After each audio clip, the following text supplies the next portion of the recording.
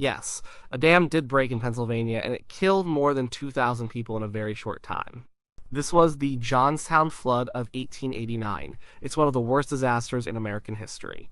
The speed and scale of the destruction were truly terrible. The story is about a dam that wasn't well maintained, record breaking rain, and a valley full of towns in the path of a massive wave of water. It's a somber tale of human error and natural fury coming together. The year was 1889. In western Pennsylvania, there was a thriving industrial region. The Conemaugh Valley was home to a string of towns. Johnstown was the biggest of them. It was a bustling place. Steel and coal drove its economy. The people were hardworking. They lived in a valley surrounded by hills. The Little Conemaugh River and Stony Creek River met there. This made Johnstown a natural basin. It was a good place for industry, but it also meant the town sat in a kind of bowl. Above Johnstown, about 14 miles upstream, was a large lake. It was called Lake Conemaugh. This lake was held back by the South Fork Dam. The dam was a big structure. It was an earth embankment dam. It had been built originally for the Pennsylvania Mainline Canal. That was back in the 1830s. The canal system needed water, so they built this dam to create a reservoir. But the canal system eventually failed. The dam was sold off.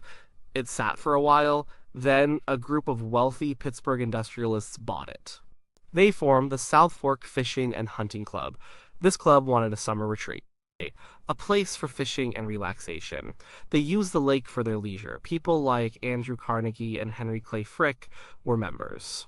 They were powerful men. The club made some changes to the dam, and this is where problems started. The dam was not in great shape to begin with. It had not been built perfectly. Over the years, it showed signs of wear. The club did not maintain it properly. They lowered the dam's height. They did this to make the road across it wider. This also reduced its strength.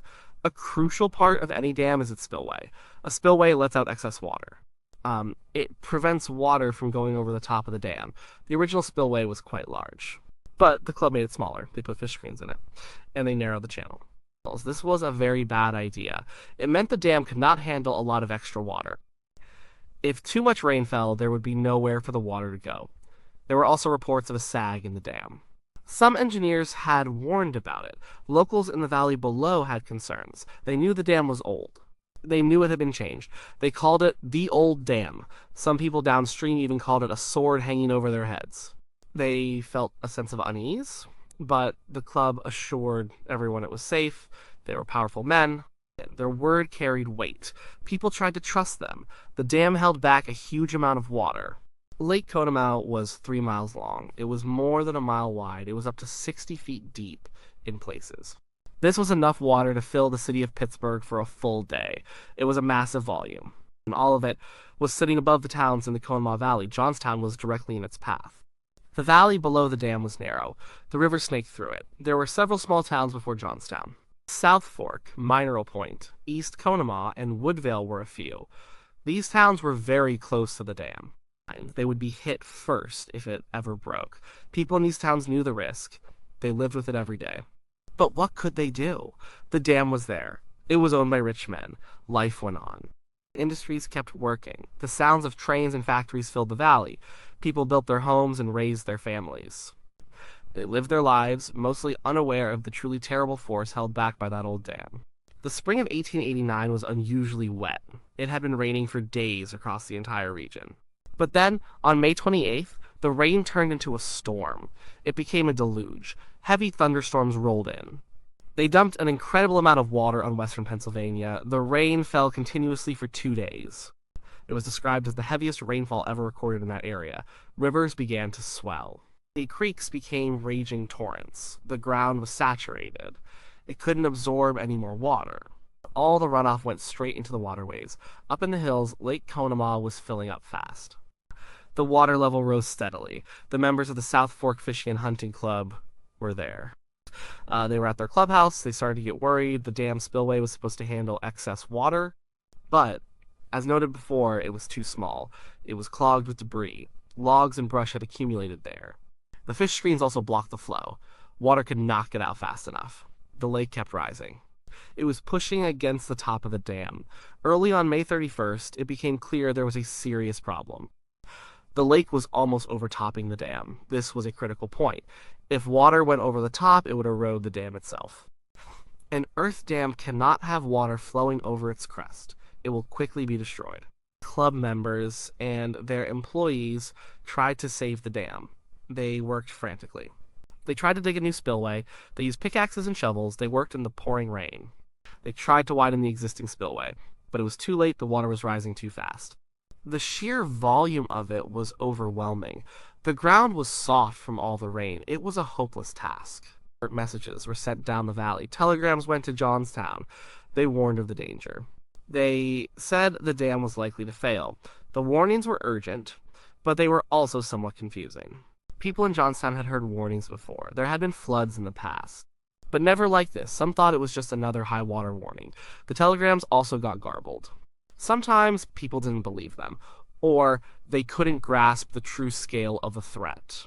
The superintendent of the Cambria Iron Works in Johnstown, Daniel J. Morrell, received a direct message. It told him the dam was failing. He immediately began to prepare. He ordered the company's locomotives to move to higher ground. He also told people to go to the upper floors of buildings, but he couldn't sound a general alarm. The telegraph lines were already going down. The rain was still falling. Up at the dam, the situation was dire. The water was very close to the top. It was lapping at the crest. The men working there were exhausted. They knew they were losing the battle. The ground underneath the dam was getting soaked. The pressure from the lake was immense. It was pushing against the weak structure. The dam was bulging. It was groaning under the strain. One of the men, Elias Unger, was the president of the club. He was there trying to help. He saw the inevitable. He sent his own horse to alert the people below. The horse was ridden by a young man, but the warning likely didn't travel far or fast enough to make a difference for most. The rain made everything hard to see. The wind howled. It was a scene of desperation. The engineers and workers knew the dam was not going to hold. They saw the signs of failure. The water was just too much. The old dam, with its neglected repairs and modifications, was about to meet its end. And below it, the unsuspecting people of the Conemaugh Valley were about to face a nightmare they could not imagine. The warnings had been sent, but the world was moving too fast, and the means of communication were too slow and unreliable to avert the impending catastrophe. It was Friday, May 31st, 1889. The time was just after 3 p.m. Up at the South Fork Dam, the water reached the crest. It topped the dam. This was the final blow. The earth embankment, already weakened, could not withstand this. Water began to flow over the top. This quickly eroded the structure. A small leak grew into a torrent. The dam could not hold. The earth gave way. The break happened incredibly fast. It wasn't a slow collapse. It was sudden and violent. Witnesses described it as if a giant hand had ripped a hole in the dam. The water burst through. A section of the dam, about 420 feet wide and 72 feet high, was instantly gone. It just vanished. What followed was unimaginable. Lake Conemaugh, a body of water holding 20 million tons of water, was unleashed. It emptied in about 45 minutes. Think about that. 20 million tons of water roaring through a narrow gap, rushing down a steep valley. It formed a massive black wave. This wave was estimated to be 35 to 40 feet high. Some said it was even taller, possibly 60 feet. The speed was terrifying. The water moved at about 40 miles per hour. That's how fast a train goes. It wasn't just water, it was a solid wall of water. And it carried everything in its path. Trees were ripped from the ground, rocks the size of houses were picked up. Homes, barns, bridges, entire buildings were swept away. The ground itself was scoured clean. The sound was horrifying. People described it as a roar, like 1,000 trains. Or a mighty thunder. It was deafening, it announced the coming destruction, but for many there was no time to react. The wave moved too fast. The small towns closest to the dam were hit first. South Fork was directly below. But it was mostly spared because the main wave followed the river's bend. However, the outskirts were severely damaged. Mineral Point was next. It was virtually wiped out. Then East Conemaugh, the wave smashed through it. The homes disintegrated, people were caught unaware, they had mere seconds, if that, to understand what was happening. As the wave traveled, it became even more destructive. It picked up all the debris. Houses, factories, trees, railroad cars, parts of bridges, all of this became part of the deadly current. It was no longer just water, it was a monstrous, grinding mass of wreckage, a liquid battering ram. It was hundreds of feet wide. It filled the entire valley floor. The wave moved with such force that it cut new paths. It tore up railway lines, it destroyed hillsides, it changed the very landscape. The riverbed was ripped apart, nothing could stand against it. People who saw it coming described it as a moving mountain of debris. It was dark, churning, and unstoppable. In some places, the wave briefly paused. It would hit a curve in the river or a particularly resistant hill, but then it would surge forward again. Each pause only added more power. It allowed more debris to pile up. This made the next push even stronger. The warning from the dam broke before the wave reached Johnstown. The telegraph wires were snapped. So the last desperate warnings stopped. Johnstown was only 14 miles away. At 40 miles per hour, the wave would reach it in minutes. About 57 minutes after the dam broke, the flood arrived in Johnstown. For those in the direct path, there was no escape. They heard the roar. They saw the terrifying wall, and then they were gone, swallowed by the flood. The sheer power of it was absolute. It was a force of nature amplified by a man-made failure. The destruction was total, instantaneous, and terrifying beyond words. Just before 4:07 p.m., the massive wave of water and debris slammed into Johnstown.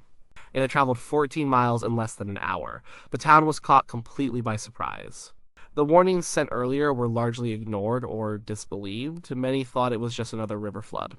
No one expected this. The wave hit Johnstown with an unimaginable impact. It wasn't just water. It was a churning, grinding wall of wreckage. Houses, trees, railway cars, bridges, all smashed together. It was a solid mass. The height of the wave was still tremendous. It was estimated to be 30 to 40 feet high as it entered the town. The Johnstown sat at the confluence of the Little Conemaugh and Stony Creek rivers. This made it a natural funnel. The narrow valley meant the water had nowhere to go but through the town. The rivers usually flowed around the town. But this was no ordinary flood. The entire width of the valley was filled. Buildings were simply crushed. They didn't just float away, they disintegrated. Brick, wood, steel, all shattered. The sound was deafening. It was a mix of roaring water, splintering wood, grinding metal, and the screams of people. It was pure chaos. Thousands of people were instantly swept away.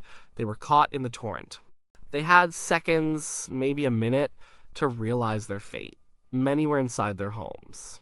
They thought they were safe, but the homes were instantly turned into kindling. They became part of the killer wave. The destruction was comprehensive. The Johnstown Library, the Opera House, hotels, churches, schools, hundreds of businesses, and thousands of homes were all destroyed. In less than 10 minutes, the entire downtown area of Johnstown was gone. It was just a vast expanse of muddy, churning water and wreckage. The wave carried its victims with incredible force. People were thrown against debris. They were crushed. They drowned. Many died from impact injuries. The water was so powerful it could strip clothes from bodies. It could tear people limb from limb. The scene was utterly horrific. The Little Conemaugh River normally flowed under the Pennsylvania Railroad stone bridge.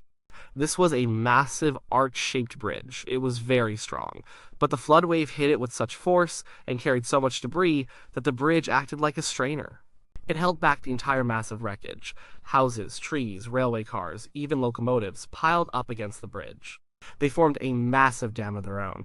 This pile of debris grew to over 30 acres in size. It was more than 40 feet high. It was a tangled, compressed mountain of everything that had been in the valley. And then, the unspeakable happened. Oil from overturned train cars and gas from ruptured mains ignited. The pile of debris caught fire. The fire spread quickly through the wreckage. People were trapped in the debris. They were still alive. They were clinging to fragments of their homes. Some were inside railway cars. The fire consumed them. Hundreds burned to death. It added another layer of horror to an already unimaginable disaster. The fire burned for days. Survivors described the scene as surreal. One moment, life was normal. The next, everything was gone. People found themselves suddenly in the raging water. They clung to anything that floated. Tables, doors, logs. They rode the wave. Some were incredibly lucky. They were carried to higher ground. Others floated for miles, dodging debris and bodies.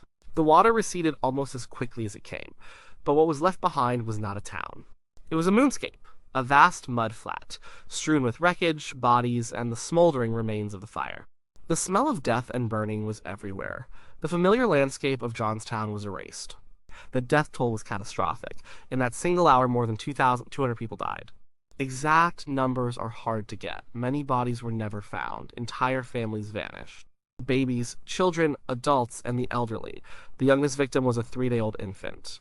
The oldest was 97. More than a third of the dead were children. The speed of the destruction was unmatched. It wasn't just a flood, it was a tsunami of land and water. The town was swallowed whole. The immediate aftermath of the Johnstown flood was pure pandemonium. Survivors, covered in mud and injuries, stumbled around in shock. The town was gone, houses were gone, roads were gone, communication lines were down. It was impossible to know the full extent of the disaster. Word of the flood slowly spread. It took time. The telegraph lines were mostly destroyed. Early reports were unbelievable. They were exaggerated, people thought. But soon, the true scale of the tragedy became clear. It was a national disaster. Help started to arrive, but getting to Johnstown was hard. Roads and railways were impassable. Engineers and workers rushed to clear paths. And volunteers came from all over. The American Red Cross, led by Clara Barton, arrived. This was one of the Red Cross's first major disaster relief efforts in the United States. They set up hospitals, they distributed food and clothing, they provided comfort to the grieving. Identifying the dead was a huge task. Thousands of bodies were recovered. Many were mangled beyond recognition. Temporary morgues were set up. Families searched desperately for their loved ones. Many graves held multiple unidentified bodies. The grief was immense. More than 777 victims were never identified. Entire families were wiped out, leaving no one to claim the bodies. The cleanup was monumental. The entire valley was filled with debris. It was a massive undertaking. Teams of men worked for months. They cleared the wreckage, they searched for bodies, they tried to bring some order to the chaos. The Cambria Iron Works, a major employer, was heavily damaged, but it played a vital role in the rebuilding effort. Its resources and workers were crucial.